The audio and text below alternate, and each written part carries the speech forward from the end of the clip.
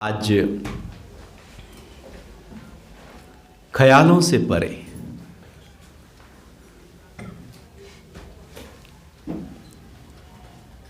पूरा जीवन का एक बहुत बड़ा हिस्सा, उम्र का एक बहुत बड़ा हिस्सा ख्यालों में बीत रहा है। जन्म के बाद उम्र बढ़ती जाती है, ख्याल बढ़ते जाते हैं, उम्र और बढ़ती जाती है, ख्याल और बढ़ते जाते हैं, और ये ख्याल हमें कहीं पहुंचाते नहीं हैं।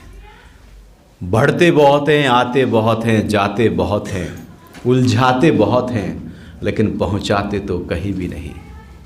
ये ख्याल ऐसा नहीं कि कुछ विशेष समय पर आते हैं, ये तो हर समय आते हैं। ऐसा कोई समय नहीं जब ख्याल अपना प्रभाव हम पर दिखा न रहे हों। उठते बैठते, बोलते, खाते पीते, सोते जागते ख्याल ही प्रबल हैं। शायद हम कहीं छोटे हो गए, ख्याल बहुत बड़े हो गए, और उम्र के हर पड़ाव में और उम्र बढ़ने के साथ साथ ये ख्याल और मजबूती के साथ पेश होने लगते हैं, और हमको जो मैं हूँ उसको कहीं हम भुला देते हैं, केवल ख्याल ही जमा हो जाते हैं। और इन ख्यालों की उम्र नहीं, इसलिए हमेशा जमा ही रहते हैं। हमेशा यौवनावस्था ख्यालों की बनी रहती है। शरीर बूढ़ा होने लगता है, ख्याल कभी बूढ़े नहीं होते। तो ये ख्याल हमें हमारी दिशा से, जीवन के लक्ष्य से भटकाने के लिए है। ये ख्याल माया का एक ऐसा प्रपंच है, एक ऐसा हिस्सा है जो मुझे मेरे स्वरूप से हटा देता है।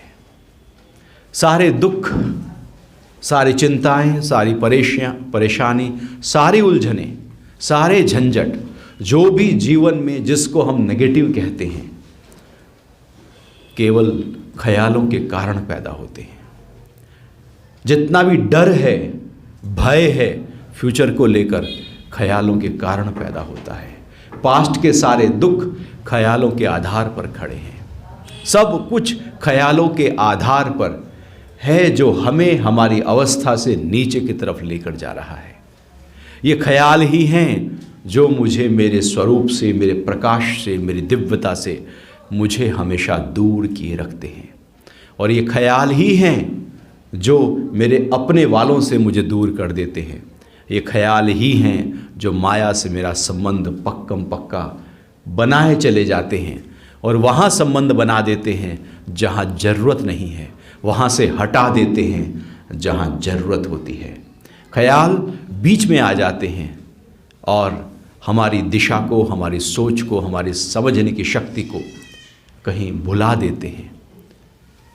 ख्यालों का ये जो प्रवाह है, ये जो प्रभाव है, ये ऐसे ही है जैसे सूर्य के आगे घने काले पानी वाले बादल छा गए हों या एक ग्रहण लग गया हो।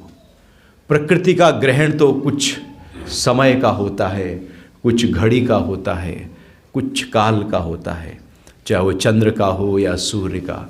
लेकिन यहाँ जो आत्मा के ऊपर ख्यालों का ग्रहण लगा हुआ है, ये तो लगातार और लंबे समय तक चलता ही रहता है। ये ग्रहण कभी पूरा नहीं होता। हम चाहते हैं कि ये ग्रहण पूरा हो जाए, लेकिन फिर कोई ग्रहण, इसको एक ख्याल फिर आगे आ जाता है। इस तरह से ये ख्याल हमें उलझाए रखते हैं, फंसाए रखते हैं, आशाओं में रखते हैं, तुलनाओं में रखते हैं, कल्पनाओं में रखते हैं, और इस तरह हमें केवल हमारी स्थिति से नीचे लाकर हमें ही अपना शत्रु बनाकर पेश हो जाते हैं।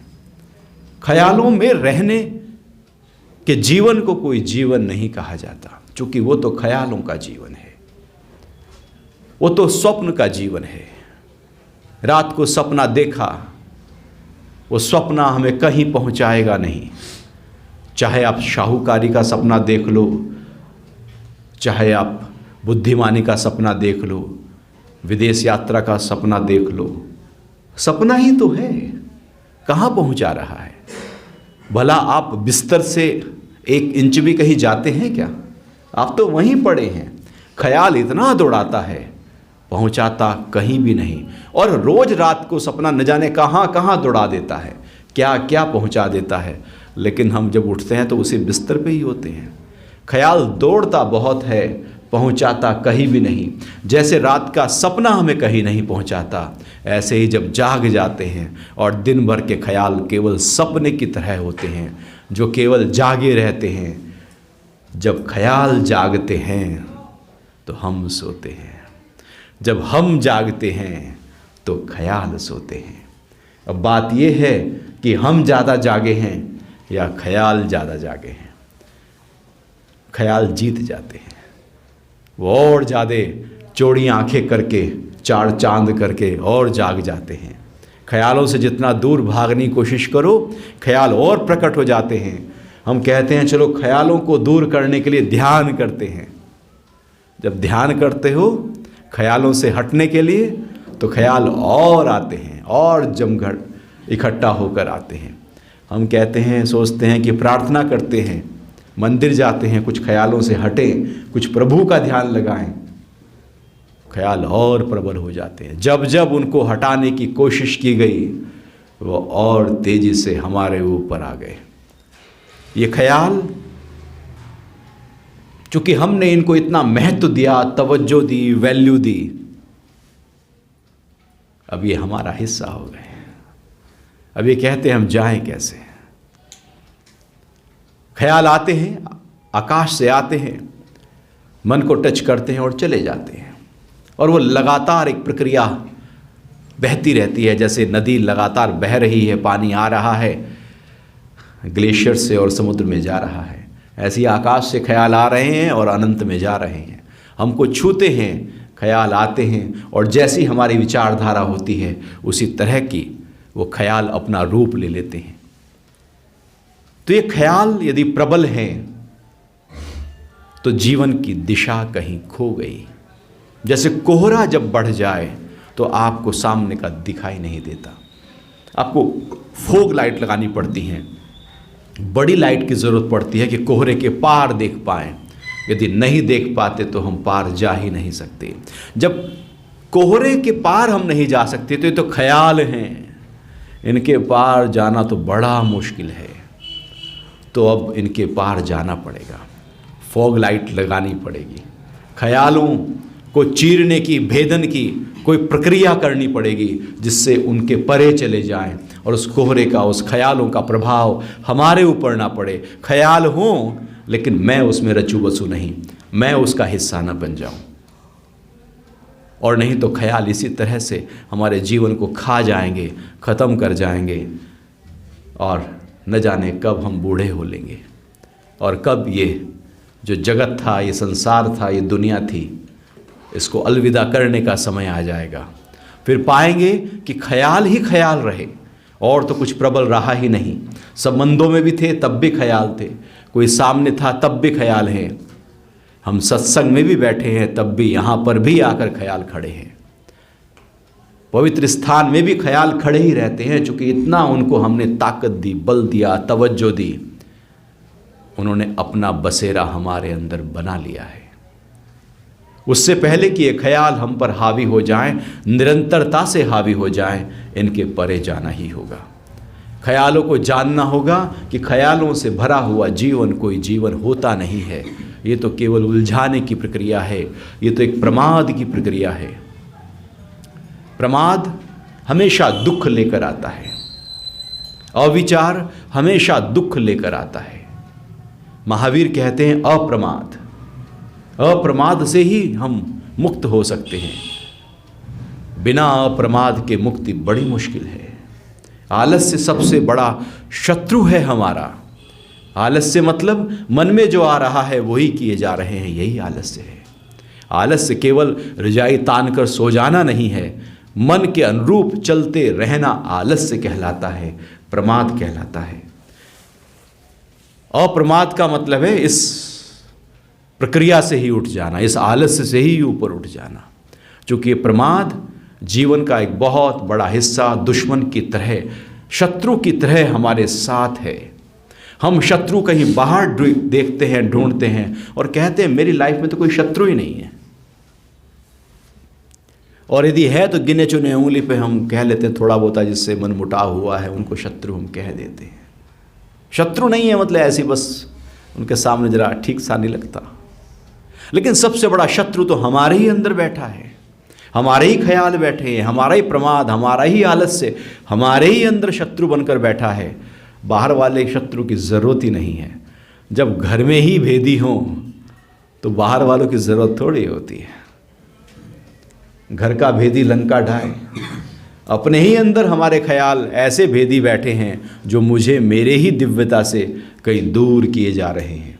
और एक ख्याल इतने खूबसूरत होते हैं, इतने मोहक होते हैं, इतने सुंदर होते हैं, इनको छोड़ना भी बड़ा मुश्किल होता है।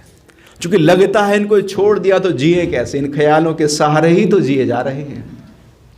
जिनके पास जीवन में अभी कुछ नहीं, वो ख्यालों के सहारे जीवन जी जाते हैं। कल कुछ होगा, कल कुछ होगा, कल कुछ होगा।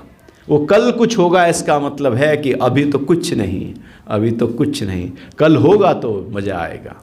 एक कल में ख्याल जब आता है तो हमें जीवन की एक सहारा, एक लाठी, एक टॉर्च की तरह ये ख्याल हमारी मदद करने लगते हैं। नहीं करते। नौकरी आज नहीं मिली तो उम्मीद रहती है कल मिल जाएगी, तो आज तो उस ख्याल से हम काट ही लेना। आज कुछ भी कल पर डालकर और उस ख्याल में रहकर हम आज को आराम में ले आते हैं। और वो कल तो खड़ा है आज के आधार पर। यदि आज प्रमाद किया, आज आलस्य किया, तो कल कैसे आएगा? कल जब आएगा तो वो उसी का ही हिस्सा होगा, उसी का ही रूप होगा, एक्सटेंशन उसी की ही है, वो कुछ और नहीं है। तो हम ख्यालों में रहकर आज को जीने की कोशिश करते हैं, आज को सोचते हैं कि ये सुंदर है। ख्याल यदि सुंदर हैं तो मेरा आज तो ख्यालों में बीत ही रहा है। आप ख्याल में अपने आप को धनाढ्य से धनाढ्य व्यक्ति मान लो। क्या रोटी मिल जाएगी? क्या स्कूटर में पेट्रोल भर जाएगा? क्या बिजली का बिल जमा हो जाएगा? मान लो। बिलियनर, मल्टी बिलियनर, कुछ भी मानते रहो बैठे बैठे। तो मानने में क्या है? वो तो केवल एक ख्याल है। अच्छे स्वास्थ्य का हो ख्याल है, अच्छे बच्चों की पढ़ाई का हो ख्याल है, शादी का हो ख्याल है। जब घटेगा तब घटेगा, अभी तो ख्याल है। और उस ख्याल को कितना ताकत दो, कितना बल दो। कर्मठता को हमने ध्यान नहीं दिया, ख्यालों को पक्का किया, तो ख्याल तो फिर कहीं नहीं पहुंचाएंगे। सुंदर जीवन को कर देंगे स्थूल रूप से, ऊपर ऊपर से, लेकिन गहराई में तो वो बिल्कुल खोखला है जीवन। जैसे मेकअप बहुत अच्छा कर लिया हो, लेयर पर लेयर फाउंडेशन की लगाई हो, फिर आप दिख रहे हैं कि बहुत सुंदर हैं, लेकिन अंदर तो आपको पता है कि कील है, मुहासे हैं, गड्ढे हैं, झुर्रियाँ हैं, झाइयाँ हैं, कालस है, वो तो आपको पता है।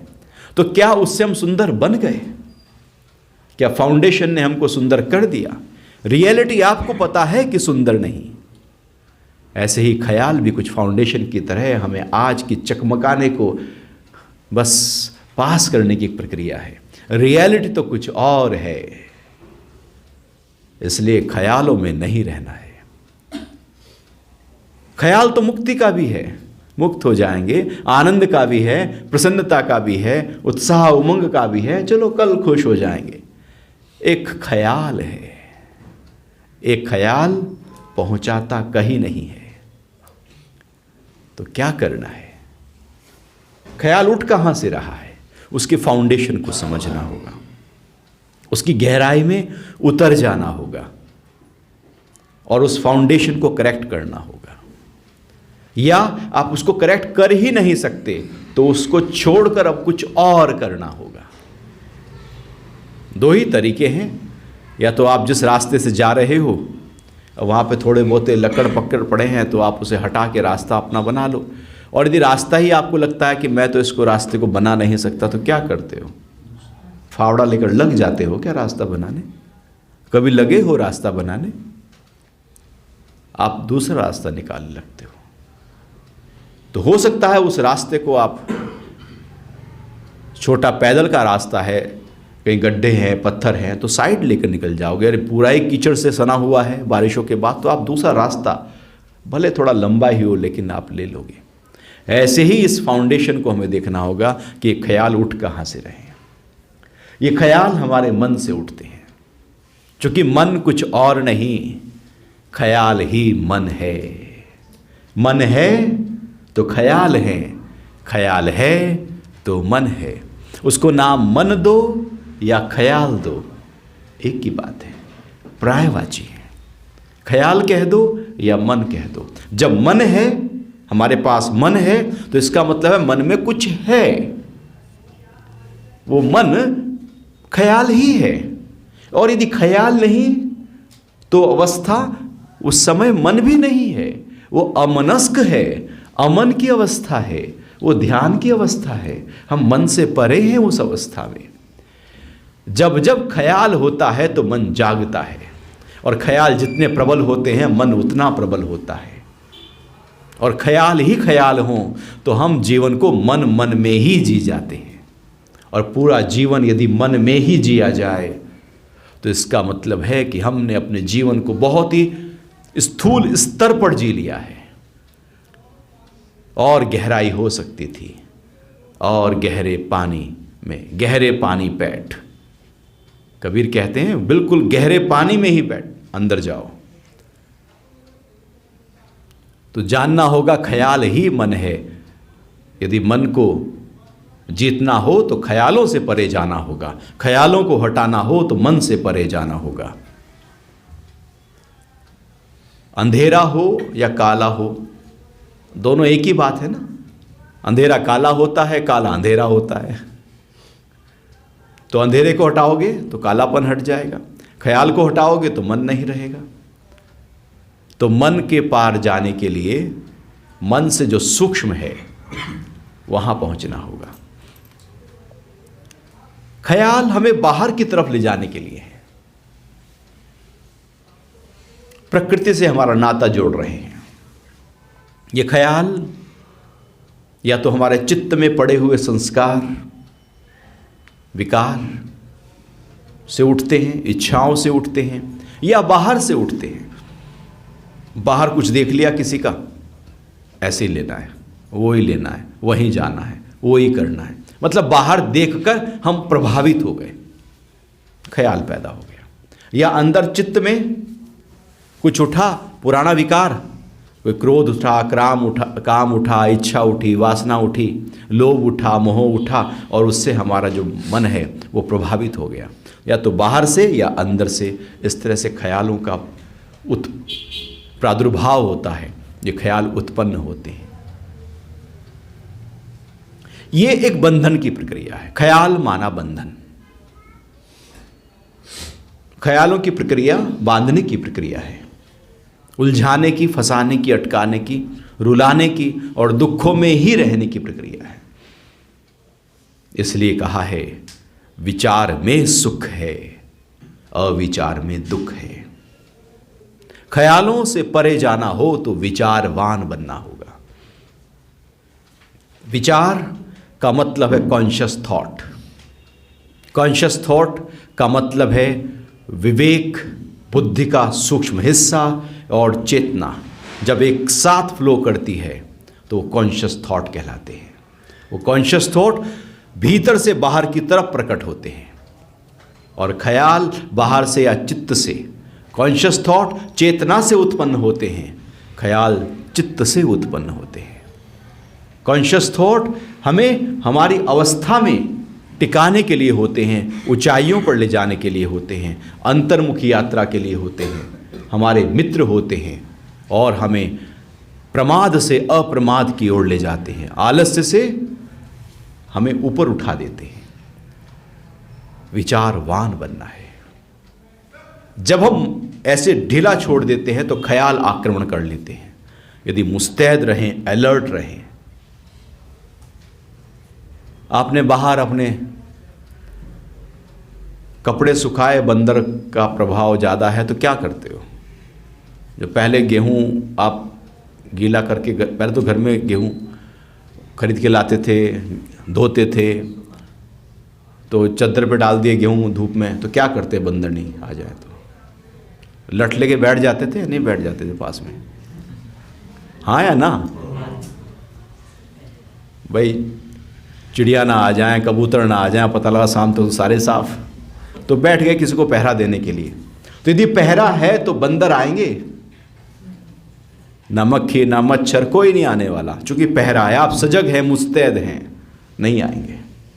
और यदि पहरा नहीं है, सारे आ जाएंगे। एक को पता लगे नहीं कि देखो, एक कबूतर को पता लगा नहीं, कितने कबूतर आएंगे, सबकी पार्टी हो जाएगी ना। एक बंदर को पता लगा नहीं, सारे बंदर इकट्ठे हो जाएंगे। ऐसे ही है, जब आप अंदर से मुस्तैद होते हैं, अलर्ट होते हैं, तो ये बंदर रूपी ख्याल, मक्खी मच्छर तोते कबूतर, ये फिर आपको नहीं खाएंगे। मुस्तैद होना है। मुस्तैद का मतलब है अलर्ट होना है, मतलब सुजाग हो जाना है, जागृत हो जाना है, विचार में आना है। विचार का मतलब है बुद्धि विवेक के साथ में जब चेतना उतर रही हो, आप पूरी तरह से सजग हों, अलर्ट हों, तो मन की मजाल की वो ख्याल लेकर आ जाए। जब बॉस अलर्ट हो तो लेबर की मजाल है वो निठल्ला हो जाए, वो तो काम करेगा ही करेगा। टीचर क्लास में आते ही सब बच्चे दिखाने लगते हैं, मम्मी पापा बाहर गए थे और जैसी बेल बजी और बच्चे अपना सब टीवी टावी छोड़ के किताब खोल के ऐसे बैठते हैं कि अब तो पता नहीं कितना पढ़ लिया, दिखाने लगते हैं कि अब हमने अलर्ट हैं। ऐसे ही जैसे ही आप आओगे, मन को पता लग गया कि अलर्ट हो गया, मन एकदम शांत, ख्याल नहीं रहेंगे। सजग होते ही ख्यालों का तांता छूट जाएगा, उनकी श्रृंखला टूट जाएगी। कैसे सजग होना है? क्योंकि विचार ही हमें आगे ले जाने में मदद करेगा। बिना विचार के किसी भी ऊंचाई पर हम पहुंच नहीं सकते। हमें स्टडी भी करनी है तो एक विचार के साथ, नहीं तो ख्याल आते ही। ऐसे ही होता है, आप मोबाइल पे जाओ, स्टडी करनी थी, आपने कुछ ढूंढना शुरू किया, पता लगा कि ढूंढने लगे थे कुछ लिटरेचर पढ़ने के लिए और पहुंच गए यूट्यूब पर, वहाँ से फेसबुक होते हुए ट्विटर और चैट से निकलते निकलते और पता नहीं कहाँ कहाँ घूम फिर के फिर याद आया, अरे जिसके लिए गए थे वो तो याद ही नहीं रहा, हम कुछ और ही करने लगे। ऐसे ही है जब लेकिन हम अलर्ट होते हैं, जितना अलर्ट होते हैं, क्योंकि यदि अलर्टनेस जरा सी छुटी नहीं, आप ध्यान में बैठो, अलर्टनेस जरा सी छुटी नहीं कि और आपको नींद आई नहीं, एकदम झपकी आ जाएगी। तो अलर्टनेस, वो विचार जब भीतर जगता है तो मन का प्रकोप, मन का प्रभाव नहीं रहता। तो जब विचार अंदर जगता है, क्योंकि विचार हमें ऊंचाइयों पर ले जाने के लिए है, विचार हमारी मुलाकात, हमारा संपर्क, हमारा संबंध हमारे स्वरूप से टिकाने के लिए करता है। विचार हमें जागृत अवस्था प्रदान करके, सुजाग बनाकर जीवन को सही प्रकार से चलाने, उसको दिशा निर्देशित करने में हमारी मदद करता है। तो यदि हम पूरी तरह से जागे हैं, सजग हैं, जागरूक हैं, तो फिर जीवन कैसा होगा? यदि हम देखें तो हमारा शरीर का सबसे स्थूल आवरण शरीर है, हमारे पूरे व्यक्तित्व का स्थूल आवरण शरीर है। तो जब विचार जागते हैं तो सबसे पहले विचार शरीर पर ध्यान केंद्रित करते हैं कि ये शरीर स्वस्थ है या नहीं, इसके स्वास्थ्य के लिए ध्यान दिया जा रहा है या नहीं, इसकी संभाल हो रही है या नहीं। क्योंकि बिना शरीर के यदि ये बीमार है तो विचारों को पता है, मन को नहीं पता कि आत्मा की राह तक नहीं पहुंच सकता, ये मुक्ति और आनंद की राह पर नहीं पहुंच सकता। नाय आत्मा बलहीनेन लभ्य, शरीर जब कमज़ोर है तो आत्म लाभ नहीं हो सकता। इसलिए वो सबसे पहले कहता है कि शरीर का ध्यान दो। शरीर के ध्यान देने के लिए आप व्यायाम करते हैं, अभ्यास करते हैं, योग का अभ्यास करते हैं, कुछ ना कुछ तो आप करते हैं ना। यदि विचारवान हैं तो कुछ करते हैं, और यदि मन के बंदर आके खड़े हो गए तो अरे थोड़ा और सो जाते हैं। अब यदि और सो जाते, प्रमाद आ गया, आलस्य आ गया, तो कौन खड़ा है? मन खड़ा हो गया। और नहीं तो विचार खड़े, और वो कह रहे हैं कि शरीर की फिटनेस को ध्यान दो, शरीर को फिट करो, इसको हिलाओ डुलाओ, इसको मूवमेंट दो, गति दो। जितना गति दी जाएगी उतना ये मशीन ठीक प्रकार से काम करेगी, क्योंकि इसको गति चाहिए, क्योंकि इसके अंदर लगातार गति ही हो रही है, खून दौड़ रहा है, ऊर्जा का पूरा प्रवाह पूरे शरीर में हो रहा है, पूरा शरीर एक दूसरे से कनेक्ट हो रहा है, मस्तिष्क पूरे तरह से शरीर के हर अंग से कनेक्ट है और हर समय अलर्ट है। भला ऐसा कोई समय है कि शरीर मस्तिष्क से अलर्ट ना हो, कनेक्ट ना हो? हर समय है। मक्खी आते ही आप उड़ाते हैं तो ब्रेन से तो कनेक्ट है, तभी तो हाथ पहुंचता है पैर तक मक्खी को उड़ाने के लिए, मच्छर को उड़ाने के लिए, कनेक्ट है ना। इतना तेजी से गति रजोगुण के कारण भीतर हो रही है, और हम शरीर को स्थूल रूप से ऐसे ढीला करके बैठ जाएं। जो लोग शरीर को बैठे रहते हैं, बैठाए रखते हैं, उनका शरीर जल्दी बूढ़ा हो जाता है, रोगी हो जाता है, बीमार हो जाता है, स्थूल हो जाता है, बिखर जाता है। वो कभी भी स्वस्थ नहीं हो सकते। अभी लगेगा कि स्वस्थ हैं, लेकिन ये तो इन्वेस्टमेंट है जो आज किया जा रहा है, इसका फल तो बाद में आने वाला है। यदि आज ही आपने प्रीमियम नहीं दिया तो बात कैसे बनेगी? तो विचारवान व्यक्ति अपने शरीर का ध्यान देता है, उसको व्यायाम देता है, और दिनचर्या में किस तरह से शरीर को हिलाना है, डुलाना है, उस पर ध्यान देता है, और ध्यान देता है कि खाना क्या खाना है। शरीर को क्या चाहिए? यदि हम छोले भटूरे, खस्ता, कचौड़ी, चाट, टिक्की, गाजर का हलवा और सब अपना अपना सोचो, बताओ नहीं, ये तो दूसरे के मुंह में पानी आएगा। अपना अपना सोच लो। तो यदि मन ऐसे ही जा रहा है तो मन कह रहा है कि ये बीमार हो शरीर तो अच्छा। शरीर जब बीमार होगा तो पड़ा रहेगा, और जब पड़ा रहेगा तो मन का व्यापार पूरी तरह से एकदम फैल जाएगा। मन अपने साम्राज्य को, ख्यालों के साम्राज्य को बड़ा करना चाहता है, इसलिए वो उसको बिखेरना चाहता है। विचार जब पैदा होते हैं तो हम शरीर की संभाल करते हैं, पल पल संभाल करते हैं। एक पल भी संभाल ना करो, सीढ़ियों से उतर रहे हो और पैर स्लिप हो जाए तो गिर जाएंगे, क्योंकि उस पल संभाल नहीं थी, ध्यान कहीं और चला गया। पल पल की संभाल विचारवान व्यक्ति करता है। किस शरीर को संभालना है, ऐसा कोई कार्य नहीं करना जो शरीर के लिए नुकसानदेह हो, घातक हो। ऐसा कोई रिस्क हमें नहीं लेना है जहां पर शरीर पर इम्पैक्ट आ सके। मन कहता है, मन की जिसको हम एंजॉयमेंट कहते हैं, वो कहता है कि नहीं ये भी कर लें, वो भी कर लें। उसका इम्पैक्ट जब बॉडी पर आएगा तो फिर बाद में पछताना पड़ेगा। विचारवान व्यक्ति पहले शरीर को ध्यान देता है, अपनी नींद को ध्यान देगा, सोने उठने के समय को ध्यान देगा। यूं ही नहीं कि बस जाग रहा है तो जाग ही रहा है, और सो रहा है तो सो ही रहा है। ऐसे ही तो होता है। बच्चों एग्ज़ाम हो तो जाग ही रहे हैं, बस जाग ही जा रहे हैं, और जब एग्ज़ाम ख़त्म तो सो ही जा रहे हैं। एक तरफ इतना जागे हैं, सो नहीं रहे, या फिर उठाने से भी नहीं उठते, वो सोए हैं, जागे ही नहीं रहे। मिसमैच हो गया ना, असंतुलन हो गया ना, अव्यवस्थितता हो गई।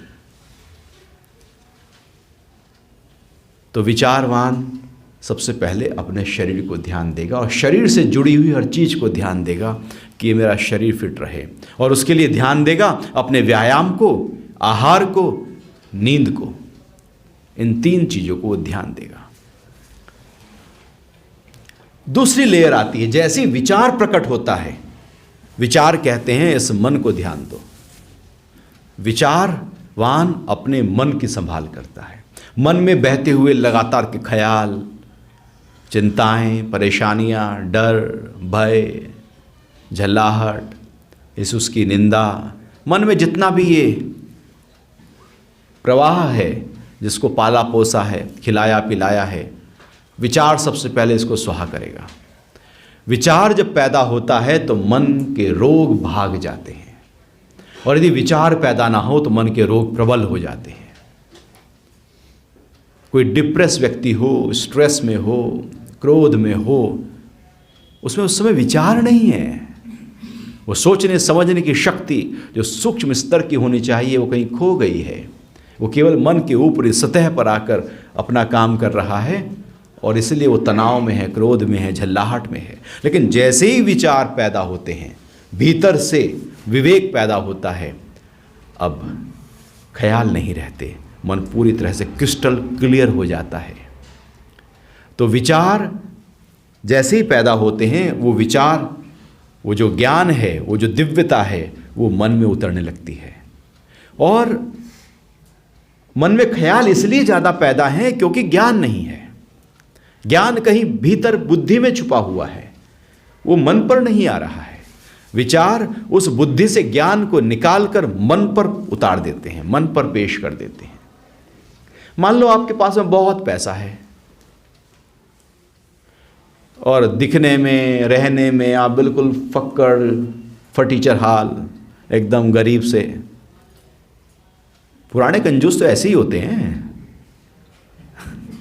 पूरा जीवन ऐसे ही जी जाते हैं। दाल रोटी में जी जाएंगे, फटे कपड़ों में जी जाएंगे, छप्पर से पानी टपक रहा है जी जाएंगे, लेकिन गूदड़ी में बहुत माल है। अब गूदड़ी में माल है तो फिर उस माल का क्या करोगे? अपने लिए तो हमने उसको यूज ही नहीं किया। उस माल, वो तो माल है नहीं है, आपके लिए नहीं है, वो तो एक ख्याल है। अब वो माल भी एक ख्याल है, एक कल्पना है। लेकिन यदि उसको आप यूज करोगे और सही प्रकार से जीवन जियोगे, तो परमात्मा ने प्रारब्ध से धन दिया था, उसको हमने पूरी तरह से यूटिलाइज किया है, तो प्रारब्ध में जी रहे हैं। परमात्मा ने धन तो दिया लेकिन हमने उसको यूज ही नहीं किया, तो वो तो बेकार हो गया। तो ज्ञान तो है लेकिन मन को ज्ञान नहीं दिया, तो उस ज्ञान का क्या करोगे? वो तो बुद्धि में ही कहीं छुपा रहा, मन तक तो पहुंचा ही नहीं है। तो विचार जब जागते हैं तो वो पीछे से ज्ञान को लेकर आते हैं और मन तक पहुंचा देते हैं। मन में जो ख्याल थे, अब वहाँ ख्याल ना रहकर वो ज्ञान होने लगता है। मन में भी ज्ञान आ जाता है और पल पल में अब ज्ञान बहने लगता है और फिर हमारे द्वारा किए गए हर कार्य ज्ञान सहित होने लगते हैं। तो विचार सबसे दूसरे नंबर पर मन का ख्याल करता है। क्योंकि विचारों को पता है यदि मन जाग गया व्यक्ति का तो कभी भी ये ऊंचाइयों पर पहुंच नहीं सकता, कभी भी दिव्यता आ नहीं सकती। क्योंकि ख्याल तो बहका देंगे, वो तो इधर उधर कहीं ले जाएंगे। यही तो डिजाइन है। जितना भी डिजिटल मीडिया है, यही तो डिजाइन है। इन दोनों के विचार जैसे आपने बताया वो ज्ञान से प्रेरित होंगे विचार, और ख्याल खामखा ऐसे ही खामखा सबके आते हैं। अच्छा, बहुत से लोग ऐसे कहते हैं यार ऐसा विचार आया, ऐसा विचार आया, हम ऐसे विचार कर रहे थे, वो भी तो ऐसा नहीं क्या? जब आप कर रहे थे तो विचार था, जब खुद हो रहा था तो ख्याल था। वैसे भी बहुत जो छोटी बातें होती हैं ना, उनको ऊंचाई नाम दिया जाता है। पान पराग बेचना हो, तंबाकू बेचना हो तो आपको ऊंची ऊंची लाइनें देनी पड़ेंगी, नहीं तो बिकेगा नहीं। जितना सबसे घटिया सामान बेचना हो उतना ऊंचे ज्ञान वाले शब्द थोप दो, बिक जाएंगे। शराब बेचनी हो तो आप ऊंची ऊंची लाइनें डाल दो, बिक जाएगी। देख लो, हाँ देखो। और हाँ, और बताओ।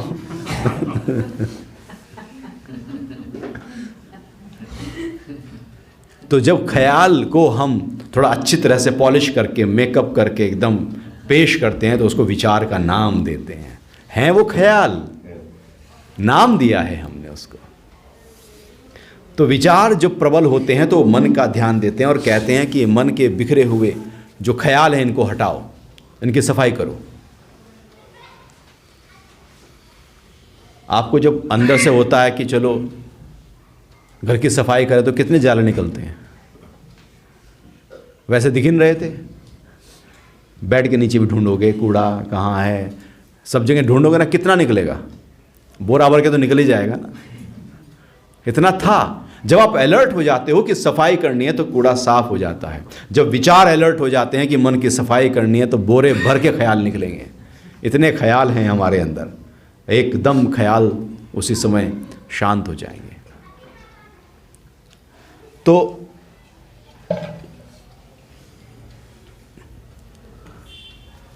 ख्याल जो हैं, मन उन ख्यालों को या ख्याल मन को खा जाते हैं, उसकी ऊर्जा को पूरी तरह से डिस्टर्ब कर देते हैं। जब विचार प्रबल होता है तो मन को वो शांत करता है, अलर्ट करता है, दिव्यता देता है। जब विचार प्रबल होता है तो मन में आराम, एकाग्रता और ठहराव देता है। विचार से जब आप ध्यान करते हो तो ध्यान लगता है, जब ख्याल से ध्यान करते हो तो ध्यान कभी नहीं लगता।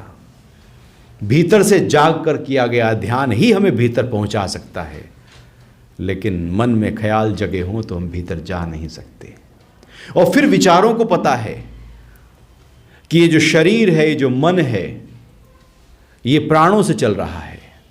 विचार जब जागते हैं तो प्राणों की संभाल करते हैं, इन प्राणों को ध्यान देते हैं।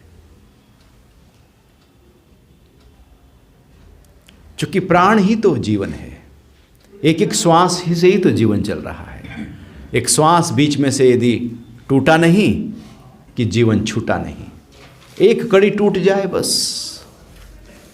एक कड़ी टूटने की ही देर है।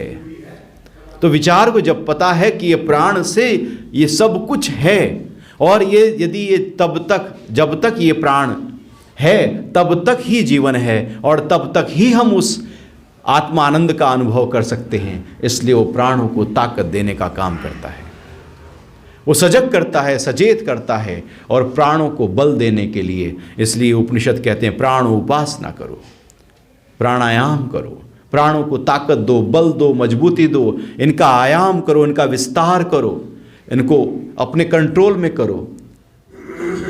उसी को ध्यान में रखते हुए फिर 10 प्राणों का वर्णन किया गया है। प्राण, अपान, समान, वियान, उदान, नाग, कूर्म, कृकर, देवदत्त और धनंजय। 5 मुख्य प्राण, 5 उप प्राण पूरे शरीर में रहकर अपना काम करते हैं। सब कुछ प्राणों के आधार पर हो रहा है। देखना, सुनना, बोलना, जागना, सोना, उठना, खाना, पचना, जो भी कुछ घट रहा है प्राणों के आधार पर हो रहा है। जब हम विचार में आते हैं तो ऐसा कोई काम नहीं करते जो हमारे प्राणों को डिस्टर्ब करे। इसलिए डेड फूड नहीं खाते, लाइव फूड। पूरे प्राकृतिक रूप से जो भोजन प्रकृति से आया है उसमें जीवन है। और जो बिस्किट्स हैं, नमकीन है, और जितना भी ये पैक्ड फूड हैं, वो क्या कहलाते हैं? डेड फूड कहलाते हैं। उसमें प्राण तत्व तो नहीं होता, केवल पेट भरने की सामग्री तो होती है, लेकिन जीवन की जीवंतता वहाँ पर ये वो अंदर जाकर मेरे उस प्राण को बढ़ाने में सहायक नहीं होंगे, बल्कि मेरे प्राण को घटाने में ही लगे रहेंगे, इस तरह के फूड। तो वो अलर्ट हो जाता है विचारवान व्यक्ति कि ये जो भोजन है, या सूर्य के हम नज़दीक जाएं, या खुली हवा में जाएं, या नेचर के नज़दीक जाएं, या नेचर में जाकर रहें, वो सब केवल इसलिए कि मेरा प्राण प्रबल हो जाए और मेरी सोच, मेरी विचारधारा बहुत ही व्यवस्थित हो, जिससे मेरा प्राण व्यवस्थित बना रहे। सब वो काम करते हैं। आप प्राणायाम करेंगे, लंबी गहरी सांस भरेंगे, ईड़ा नाड़ी, पिंगला नाड़ी को बल देंगे, सुषुम्ना में प्राण का आवागमन कराएंगे। इसीलिए कराएंगे क्योंकि विचार को पता है ये प्राण जितना सूक्ष्म होता चला जाएगा, ये जीवन उतना लंबा होता चला जाएगा, उतना स्वस्थ होता चला जाएगा।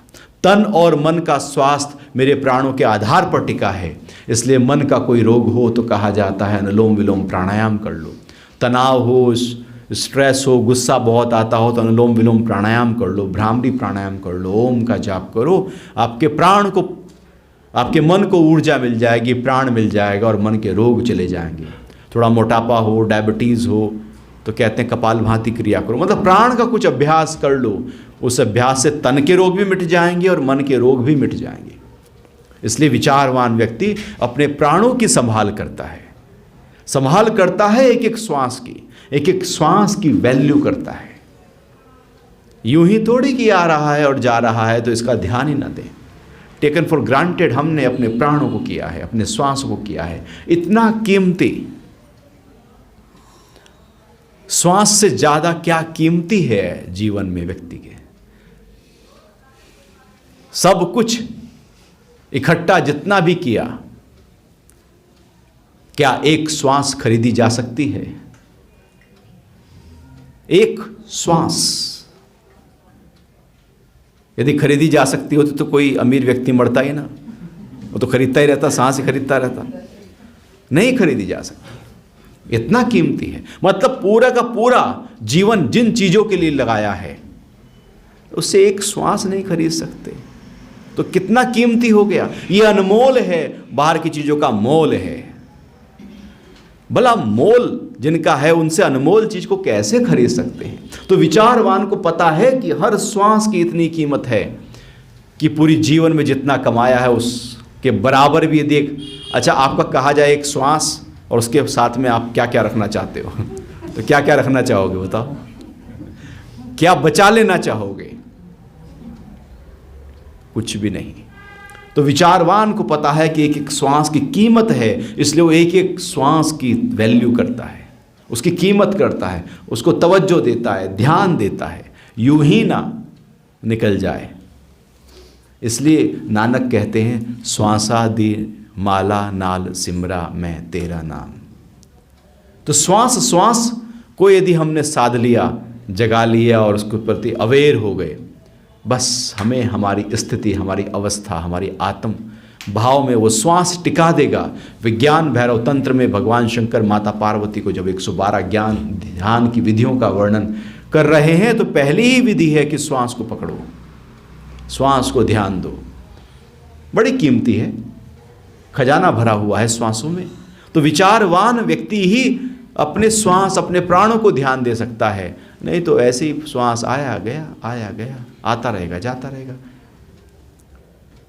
तो विचार प्रबल होते ही प्राणों को महत्व देना शुरू हो जाता है, और जब प्राणों को महत्व देना शुरू हो गया तो जैसे ही प्राण आपके शरीर के अंदर बढ़े, शरीर तो वैसे ही स्वस्थ होने लगा, मन तो वैसे ही स्वस्थ होने लगा, मन में तो वैसे ही बहुत ऊंचे ऊंचे ख्याल, अब ख्याल भी बहुत पॉलिश्ड हो गए। अब वो आने लगे जो मुझे मेरी यात्रा में सहायक हो जाएं, वो आ रहे थे जो बाधक बन जाएं। चूंकि विचार जगा, प्राण प्रबल हुए, और मन को जो ताकत मिलती है वो प्राण से मिलती है। मन की अपनी कोई ताकत नहीं, प्राण से मन को ताकत मिल रही है। और जैसे ही प्राण ताकतवर हुआ, मन अपने आप ताकतवर हो गया, मनोबल अपने आप बढ़ गया। प्राण के बढ़ने से मनोबल बढ़ता है, प्राण के घटने से मनोबल रहता ही नहीं है। तो विचार उत्पन्न होते ही हमारा प्राण पर हम ध्यान देने लगते हैं, और फिर थोड़ा और सूक्ष्म जाता है विचार, और गहरे में उतरता है, एक और लेयर के भीतर जो अपना स्वरूप है उसमें पहुंचता है। फिर विचार कहता है, मेरा जो ज्ञान विज्ञान है उसको ध्यान दो, अपने ज्ञान को ध्यान दो, और उस ज्ञान से जो विज्ञान होगा, जो आपके भीतर जो प्रकट होगा ज्ञान, उसको ध्यान दो। फिर विचारवान व्यक्ति ही ज्ञान की तरफ बढ़ता है, नहीं तो बाकी सब धन दौलत माया कीर्ति कामनी कंचन की तरफ बढ़ जाते हैं, और हाथ कुछ नहीं आता। लगता है कि बहुत कुछ है हाथों में, लेकिन भीतर से खोखले होते हैं, अशांत होते हैं, बेचैन होते हैं, लगता है कि अधूरे हैं, अपूर्ण है। तो ज्ञान पैदा होने लगता है, ज्ञान के प्रति रुचि जग जाती है, और हम जानने लगते हैं कि मैं कौन हूं। उस यात्रा में हम आगे बढ़ जाते हैं, जो विचार पैदा होता है, जब विवेक पैदा होता है, और हर समय ज्ञान सहित जीवन जीने लगते हैं। ऐसा कोई भी कर्म नहीं रहता जो ज्ञान सहित ना हो, और जब ज्ञान भीतर आता है तो उसका विज्ञान, उसका प्रकटीकरण, हमारी रहनी फिर उसी रूप में होने लगती है। ऐसा नहीं कि ज्ञान तो है लेकिन जो व्यवहार है वो बिल्कुल अलग है। मुंह में राम बगल में छुरी, तो ज्ञान तो है, विज्ञान नहीं है, तो क्या बात हुई? फिर तो फायदा नहीं हुआ। ऐसे धन तो है लेकिन उसको यूज ही नहीं किया, तो काहे के रईस हो? तो फकीर में तुम्हारे में कोई अंतर थोड़ी है। तो ज्ञान हो, उसका विज्ञान हो, ये विचार जब प्रकट होता है तो ये दोनों चीज़ें हमारे भीतर आ जाती हैं और फिर हमारा जीवन ज्ञान सहित होता है। वो ज्ञान हम अपने जीवन में उतारने लगते हैं। दिनचर्या ज्ञान सहित हो जाती है, सब कुछ कर्म ज्ञान सहित होते हैं। फिर थोड़ा और विचार जब प्रकट होता है तो वो हमें आनंद की तरफ ले जाता है। विचार ही है जो आनंद की तरफ ले जाता है। ख्याल तो सुख और दुख की तरफ लेकर जाते हैं। वो सुख भी झूठे होते हैं, बनावटी होते हैं, ऊपर के होते हैं, क्षणिक होते हैं। रसगुल्ला खाने का सुख कितनी देर का होता है? रसगुल्ला खाने तक ही तो होता है, उसके बाद होता है क्या? मूवी देखने का सुख कितनी देर तक का होता है? देखने तक ही होता है, उसके बाद नहीं होता। उस इंद्रियां जब उसमें रत हैं, उसी समय वो लग रहा है कि प्लेजर है, क्षणिक है, क्योंकि वो अभी है, चला गया। लेकिन जो आनंद है, विचार को पता है कि सुख क्षणिक होता है लेकिन आनंद लगातार रहने वाला होता है। उसमें एक स्थिरता है, एक ग्रेविटी है। जैसे नए नए रईसों में ग्रेविटी नहीं होती, उनमें छिछोरापन ज़्यादा होता है, कहीं ना कहीं छिछोरापन दिख ही जाता है, हल्कापन दिख ही जाता है। लेकिन जो पुराने एकदम ठुके हुए होते हैं उनमें गहराई होती है, एक एक चीज़ में उनके एक लगता है कि हाँ ग्रेविटास है उसमें। ऐसे ही है वो आनंद जो है, उसमें छिछोरापन नहीं होता, वो लगातार रहने वाला है, अक्षय सुख है, वो हमेशा रहेगा। इसलिए विचार को पता है यदि मैं आनंद में आ गया तो हमेशा फिर आनंद ही आनंद रहने वाला है। इसलिए वो आनंद को आनंद में हमें प्रकट कर देता है। और जब हम आनंद की अवस्था में आते हैं तो वो और मेरा जो स्वरूप है वो बहुत नज़दीकी का रास्ता हो जाता है। जैसे बस एक रेशम का ही आगे दुपट्टा पड़ा हो, तो रेशम का दुपट्टा हो, केवल एक झीना सा एक कपड़ा हो, तो पीछे क्या है दिखने लगता है या नहीं दिखने लगता? नहीं दिखने लगता चेहरा, यदि बिल्कुल झीना सा कपड़ा हो तो। आनंद भी एक झीना सा है कपड़ा, जो आत्मा उसके पीछे है। जैसे ही आप उस झीने कपड़े में आते हो, उस आत्मा का प्रकाश अनुभव होने लगता है। इसको आनंदमय कोश कहते हैं। पहला था अन्नमय कोश, दूसरा मनोमय कोश, तीसरा प्राणमय कोश, चौथा ज्ञानमय कोश, पांचवा आनंदमय कोश। और जैसे ही विचार जगता है, ये कोश धीरे धीरे धीरे धीरे गहराइयों में जाने लगते हैं और हम अपने ही स्वरूप में टिकने लगते हैं कि मैं कौन हूँ। तो जब विचार जगता है तभी भीतर की यात्रा होती है। विचार मुक्ति के पथ पर आगे ले जाने में सहायक है। अविचार, प्रमाद, आलस्य, ख्याल बाहर की तरफ, बांधने की तरफ ले जाने में सहायक है। वो बांध देते हैं, उलझा देते हैं। इसलिए जीवन को कॉन्शियस थॉट दो, हमेशा सजगता दो, अलर्टनेस दो। यूं ही नहीं, बस पूरी तरह से देखो कि जरूरत क्या है, किस समय कौन सा काम जरूरी है। हम जो जरूरी है उसको छोड़ के सारे गैर जरूरी काम को ध्यान देते रहते हैं और जरूरी काम छूटता चला जाता है। बस वहीं ही समझो कि हमारी हार हो रही है। जीवन में जो विचार जगता है तो जरूरी काम बताता है कि जरूरी क्या है, अभी काम कौन सा जरूरी है। भूख लगी हो तो जरूरी काम क्या है? खाना है। लेकिन क्लाइंट सामने बैठा हो, मोटे वाला, जिससे डील होने वाली है, और उसे को मैं एक तरह खा के आया।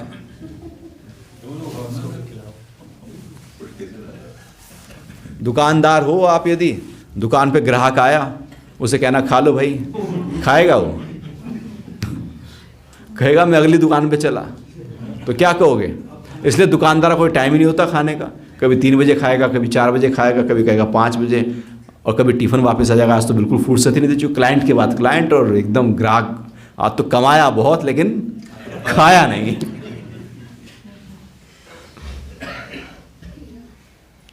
तो क्या जरूरी है ये विचार बताएगा।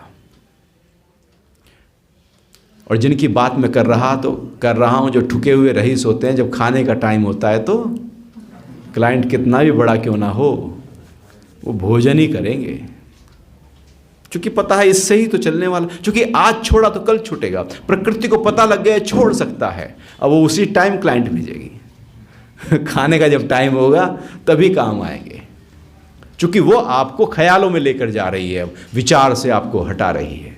महत्वपूर्ण क्या है काम, जब ये समझ में आ जाए तो बस जीवन में सारे महत्वपूर्ण काम ही हम करने लगते हैं। फिर समय जो गैर महत्वपूर्ण काम थे उससे बहुत बच जाता है, क्योंकि वो सब बेकार के हैं, सारे बेकार के हैं।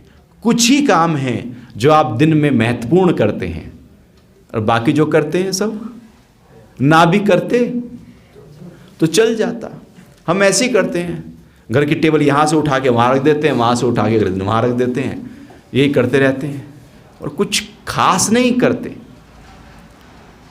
विचारवान व्यक्ति अपने जीवन का एक बहुत बड़ा हिस्सा विचारों में लगाता है, क्योंकि उसे एकदम क्रिस्टल क्लियर दिखाई देता है। जब लाइट बहुत तेज हो तो सुई पड़ी हुई दिख जाती है, और लाइट आप बहुत अपनी अंदर के प्रकाश को जगा कर रखो, आपको सुई दिख जाएगी, आप एकदम उठा लो। और लाइट बहुत कम हो, सुई ढूंढने में कितना टाइम लगेगा, ढूंढते रहो, और लाइट और कम हो जाए तो ढूंढते ही रहो। तो ऐसे जरूरी काम क्या हैं, यदि विचार नहीं जगा तो वो नहीं होंगे। हम सारे गैर जरूरी कामों में जीवन जी जाएंगे। जहाँ खर्चा करना है वहाँ करते नहीं, और जहाँ नहीं करना था वहाँ कर देते हैं, फिर पैसा नहीं बचता, फिर जो जरूरी था वो छूट जाता है, और वहीं से दुख पैदा होता है। जहाँ समय देना था वहाँ नहीं देते, जहाँ नहीं देना था वहाँ समय दे देते हैं। जिन संबंधों को मजबूत नहीं करना था उनको मजबूत करने लगते हैं, और जिनको छोड़ देते तो भी चलता है ना, वहीं पे हम लगे रहते हैं। तो विचार हमें बताता है कि क्या करना है, कैसे करना है, किस तरह से करना है, जीवन को जीना कैसे है। और जब ये विचार और अच्छी तरह से क्लियर हो जाता है तो जीवन जीने लगते हैं। यही है, विचार में सुख है और विचार में दुख है। प्रमाद में दुख है, अप्रमाद में मुक्ति है। आलस से कभी भी मुक्ति के पथ पर आगे नहीं बढ़ा सकता, वो विचार ही है जो बढ़ाएगा। आलस तो बांधने की प्रक्रिया है, विचार बंधन को छुड़ाने की प्रक्रिया है। जो कहते हैं कि मैं गरीब हूं, वो विचार से जिए थे या अविचार से जिए थे? वो आलस्य में जिए हैं या पूरी क्लैरिटी के साथ जिए हैं? आप ही सोचो। जो गरीब हैं वो आलसी ज़्यादा हैं, इसलिए तो गरीब हैं, क्योंकि उनके अंदर की जो विचार है वो जगाया ही नहीं है। जो ज़्यादा बीमार हैं, ध्यान नहीं दे रहे हैं शरीर का, मतलब विचार जगाया नहीं। जिनके प्राण कमज़ोर हो गए हैं, विचार जगाया नहीं। ज्ञान विज्ञान सिद्ध नहीं हुआ, विचार जगा नहीं। और जो सुख दुख में ही रहते हैं, आनंद जिनका जगा ही नहीं, समझो कि वो विचार में आए ही नहीं। हम पूरा जीवन कहीं ख्यालों में तय नहीं जी रहे हैं।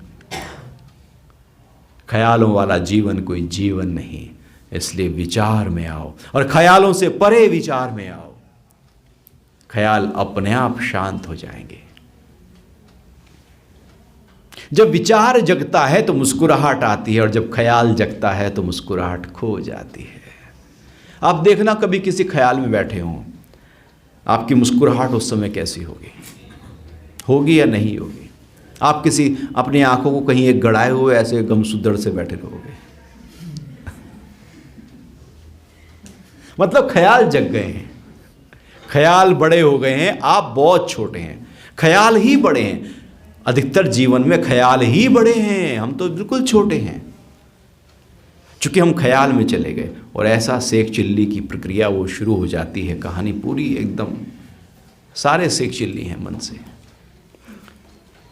विचार में आओ, प्रकाश में आओ, उजाले में आओ, रोशनी में आओ, सजग हो जाओ, अवेयर हो जाओ, सीयर बन जाओ, दृष्टा बन जाओ, साक्षी बन जाओ। कितने भी तरह से इसको बोलो, विचारवान हो जाओ, विवेक के साथ जियो। आकाशवाणी जो आए उसको ध्यान दो, कितने भी नाम दो, बस भीतर से पूरी तरह सजग होकर हम देख रहे हैं, जैसे टॉर्च मेरे साथ में है और हम जा रहे हैं। अंधेरा कब तक परेशान नहीं करेगा? जब तक टॉर्च जली है। टॉर्च बंद करते ही रात अंधेरी थी, आप ठोकर खा के गिर जाओगे। तो यदि अंधेरे का रास्ता हो तो टॉर्च कब तक चाहिए?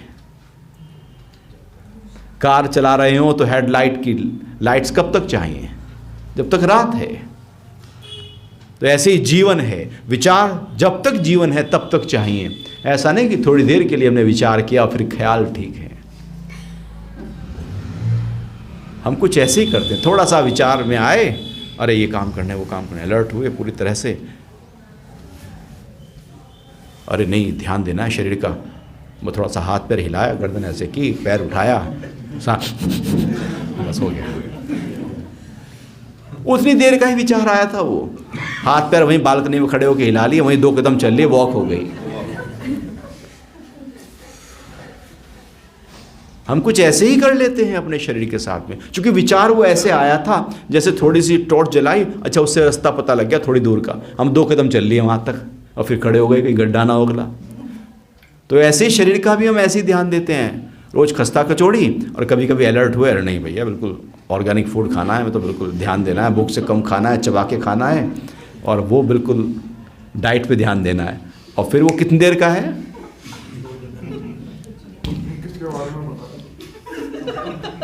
कितनी देर का होता है वो? आप रखो ऑर्गेनिक फूड अपने सामने, और सामने ही फिर जलेबी और रबड़ी रखी हो, देखो थोड़ी देर में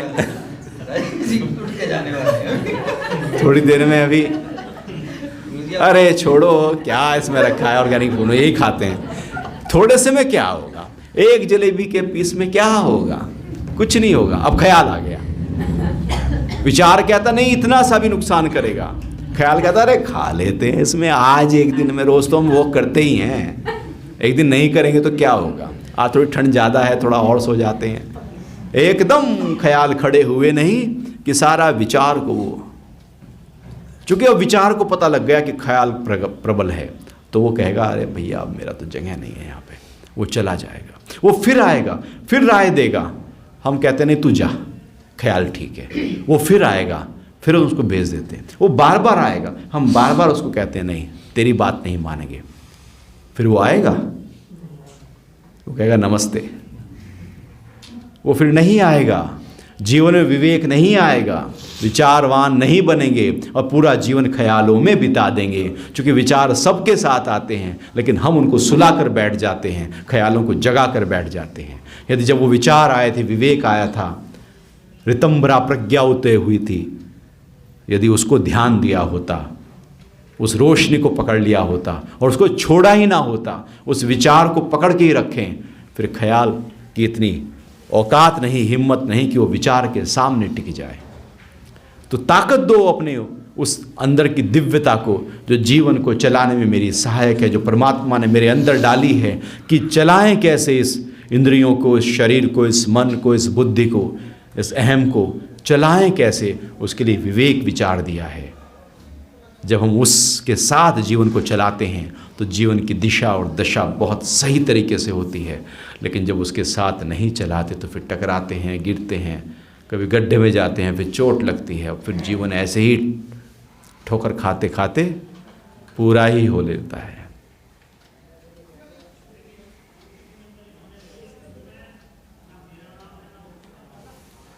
आपका कोई प्रश्न उठ रहा हो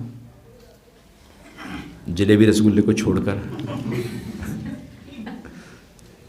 इच्छा और ख्याल में कोई फर्क है? इच्छा क्या और ख्याल क्या? ख्याल तो ठीक है, बह रहे हैं, तो इच्छाएं उठ रही हैं, इच्छाएं तो बहुत सारी उठती रहती हैं, तो इच्छा और ख्याल क्या? जिसमें हमने रस दे दिया वो इच्छा।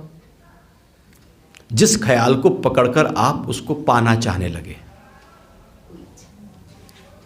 आप कहने लगे ये हो जाए, वो इच्छा, और नहीं तो वो ख्याल। वो आया चला गया, आया ख्याल आया अमीरी का, वो चला गया, और ख्याल आया पैसा कमाना है, फिर वो इच्छा में प्रबल हो गया। तो ख्याल हजारों होते हैं, 60-70 हज़ार रोज ख्याल आते हैं, थॉट्स आते हैं चले जाते हैं। इच्छाएं इतनी थोड़ी उठती हैं 60-70 हज़ार। उसमें से कुछ आप बुफे लगाता बहुत सारा, उसमें से कुछ थाली में उठा लेते हैं अपना। वो जो थाली में उठाया वो इच्छा है। वो इच्छा और बाकी सारे ख्याल। अब सोच समझ के उठाना। वहां फिर वो विचार उस इच्छा को देखता है कि ये इच्छा ठीक है, अशुभ है या शुभ है। फिर विचार, आपने इच्छा प्रबल की और फिर उस विवेक ने उस पर मोहर लगाई, ये ठीक है। अब आप उस पर आगे बढ़ गए। अब वो इच्छा नहीं रही, संकल्प हो गया। अब वो आपको ऊंचाई पर ले जाने में सहायक हो गया। नहीं तो इच्छा यदि विवेक के साथ नहीं आई तो फिर वो इच्छा कौन सी होगी? नीचे ले जाने वाली होगी, अधोगति वाली होगी। तो ख्याल बहुत ही फुरना है। ऐसे समझो समुद्र में उठने वाले बुलबुला ख्याल है और लहर इच्छा है। लहर थोड़ी बड़ी होती हैं, मतलब प्रबल होती हैं, इच्छा पर ज़्यादा ध्यान देते हो। ख्याल तो आया चला गया, आपको याद ही नहीं रहा पिछले ख्याल कौन सा आया था। याद होता है रात को बैठ के सुबह से सारे जितने ख्याल आए थे उनको लिखना। लिख सकते हो? लिख ही नहीं सकते। आप ख्याल आने के साथ लिखना शुरू करोगे, उतने बीच में 10 ख्याल और आ चुके होंगे। आपको पता ही नहीं लगेगा कौन कौन से ख्याल आए थे, सीक्वेंस क्या था ख्यालों का। लेकिन इच्छा क्या क्या उठी वो आप लिख सकते हो, चूंकि वो लिमिटेड थी, गिनी चुनी थी। ये हिंदी भाषा में होता है ख्याल? हिंदी भाषा का शब्द है ख्याल या उर्दू का है?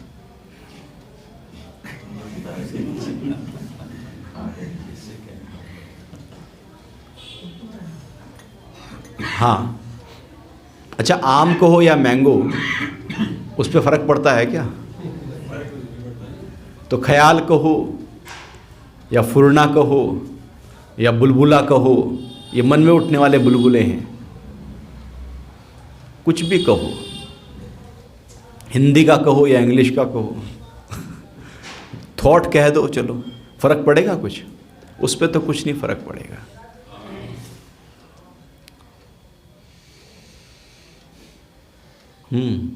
तो ख्याल और इच्छा में क्लैरिटी आई। गुरुजी, कोई परेशानी आती है तब तो हमारे मन में उसको सॉल्व करने के लिए कई तरह के ख्याल आते रहते हैं, कैसे करें? नहीं, ख्याल यदि आपने जीवन में पहले प्रबल किए होंगे तो ख्याल, मतलब ख्याल जब प्रबल होते हैं तो विचार बनता है, कॉन्शियस थॉट होता है। और यदि कॉन्शियस थॉट हमारा सही प्रकार से है तो जीवन में जब परिस्थितियाँ आएंगी तो टॉर्च आपकी पहले से ही है, रोशनी आपके पास पहले से ही है। हेडलाइट में लाइट पहले से ही लगी हुई है ना। जैसे ही अंधेरा आया आपने क्या किया? आपने लाइट ऑन कर ली। तो जैसे ही आपने यदि पूरे जीवन में पहले से ही विचारों को ताकत दी है, जब परिस्थितियां विपरीत आएंगी आपने उस विवेक विचार वाली लाइट को ऑन कर लिया। वो बताएगा कि क्या करना है। और यदि लाइट ऑन नहीं है और उस समय विवेक विचार को लाना चाहोगे तो नहीं होगा। फिर क्या होता है? ऐसे में ज़रूरत पड़ती है, यदि व्यापार में कुछ ऐसा उलझन आती है तो कंसल्टेंट की ज़रूरत पड़ती है, एक बाहर के व्यक्ति की ज़रूरत पड़ती है जो आकर मुझे कुछ राय दे। नहीं तो मास्टर और गुरु की ज़रूरत पड़ती है जो जीवन में जो हम उलझ रहे हैं वहाँ पर आकर राय दे, जो विवेक विचार में है। यदि हम उसको सुलटा नहीं पा रहे हैं तो फिर हम उसमें उलझेंगे और हम अपने ही विचारों में, ख्यालों में उलझ जाते हैं। व्यक्ति अपने में ज़्यादा उलझा है, ज़्यादा क्या, सारा उलझा ही अपने में है। और यदि संवाद हो जाए मास्टर के साथ में, पहले तो परंपरा यही रही है ना हमारे, इसलिए पहले समय में ऐसा कोई घर नहीं होता था, ऐसा कोई व्यक्ति नहीं था जिसके पास गुरु नहीं होता था। गांव-गांव में अभी तो कहते हैं कि जनेऊ जिसने पहनाया वो गुरु जी हैं। किसी ना किसी को गुरु रखते थे, मतलब अपने से ऊपर किसी ना किसी को हमेशा रखने की परंपरा हमारे यहाँ रही है, कि सलाह मशवरा करने की परंपरा रही है, नहीं रही है। ऐसे सोसाइटी की बात हो तो पंचायत सरपंच रखते थे, कोई ना कोई हम अपने ऊपर रखते थे, मतलब विवेक विचार वाले व्यक्ति को ऊंचा रखते थे। और जब समस्या जीवन में घटे तो उससे राय ले लेते थे। और अब हम क्या करते हैं कि हम ही हैं, तो अब हम ही हैं, अब हम ही हैं तो फिर वो हम उलझ जाते हैं। तो यदि जीवन की परिस्थितियों में हम निकल नहीं पा रहे हैं तो राय लेने की अब समय आ गया है, क्योंकि हम उसको सुलझा नहीं पा रहे हैं। यदि भंवर में अटके हो तो आप भंवर से निकल जाओगे क्या? जितने भी हाथ पैर मारोगे वो भंवर और अंदर लेकर जाएगी, दलदल मुझे अंदर और ले जाएगी। यदि कोई बाहर खड़ा हो और वो कोशिश करे किसी तरह से तो संभावना हो सकती है, बस बनिस्पत है कि वो मेरी दलदल में ना घुस जाए। आप किसी से राय लेने पहुंचे, ऐसी होता है संबंधों में। आपने फ़ोन कहा आजकल ना ये चल रही है समस्या, उसने कहा हाँ मेरे साथ भी ये चल रही है, तेरे साथ भी ये चल रही है, दोनों वो उसमें फंस गया, वो उसमें फंस गया, अपनी कम थी जो उसकी और मोल ले ली हमने। तो वो हमारी क्या सुलझाएगा जो खुद ही उलझा पड़ा है? हम उसी से राय लेते हैं जो उलझे हुए हैं, खुद ही भटक रहे हैं मार्ग दिखाने वाले। तो उससे राय लो जो सुलझा हो, जो उलझा हो। मान लो रास्ते पे आप कहीं हो और वो खुद ही रास्ता ढूंढ रहा हो, उससे आप पूछो रास्ता।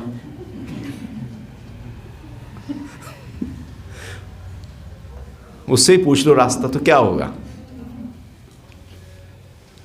अभी गूगल मैप है, ठीक है, और वो कई बार जो है सेटेलाइट उसका गड़बड़ा जाता है, और उससे रास्ता पूछ रहे थे आप, और उसे ही नहीं पता रास्ता कहाँ है, वो कभी कहेगा दाएं जाओ, कभी कहेगा बाएं जाओ। बहुत समस्या यही पैदा हो रही है। सैन फ्रांसिस्को में हम जाते हैं, सिटी में कार चलाते हैं, वहाँ पर वो कभी कहता है लेफ़्ट जाओ राइट जाओ, ऊंची ऊंची बिल्डिंग है, वो कन्फ्यूज हो जाता है, वो कहीं पहुँचा ही नहीं पाता। खुद ही पता हो तो पहुँच पाएंगे, नहीं तो वो तो उलझा रहेगा, वो लेफ़्ट राइट ही करता रहता है, वो सारा सिग्नल उसके ऐसे हो जाते हैं। तो ऐसे में यदि उससे रास्ता पूछने लगे गूगल मैप से तो कहाँ पहुँचेंगे? वो वहीं खड़ा कर देगा। तो ऐसा चाहिए जिसको रास्ता पता हो। ओम का जाप करते हैं। और कोई प्रश्न, कोई भाव?